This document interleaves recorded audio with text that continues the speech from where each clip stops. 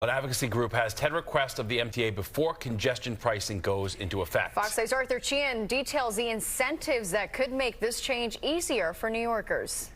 With many conversations about congestion pricing centering on the pain drivers will feel from the $15 charge, one group is calling on the MTA to show New Yorkers how it makes their lives better, beginning with a week of free MTA subway and bus service right when congestion pricing goes into effect. We wanted to put together a list of things that we think New York City needs to do before congestion pricing starts or in the immediate, months after to make sure that this works for New Yorkers. The list from Open Plans and Advocacy Group includes passage of a bill being considered in Albany that would add 15 bus routes to the 5 free ones currently running as part of a pilot program.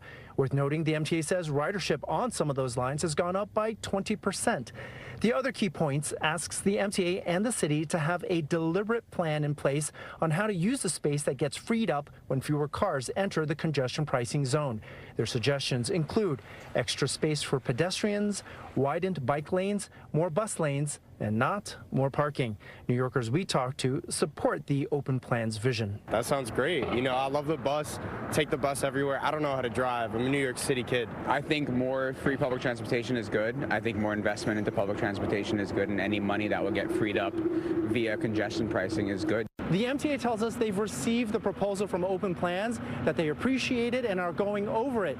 The agency also reminds New Yorkers of the Fair Fares program, where those eligible can get 50% discounts on their Metro cards. As for the proposal, Lynn says it's not just us regular New Yorkers who should be reminded of the positives. We're seeing some wavering support, even from people who have previously supported congestion pricing.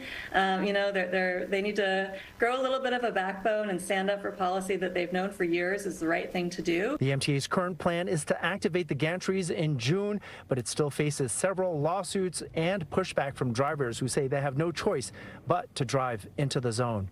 In the East Village, Arthur Chien, Fox 5 News.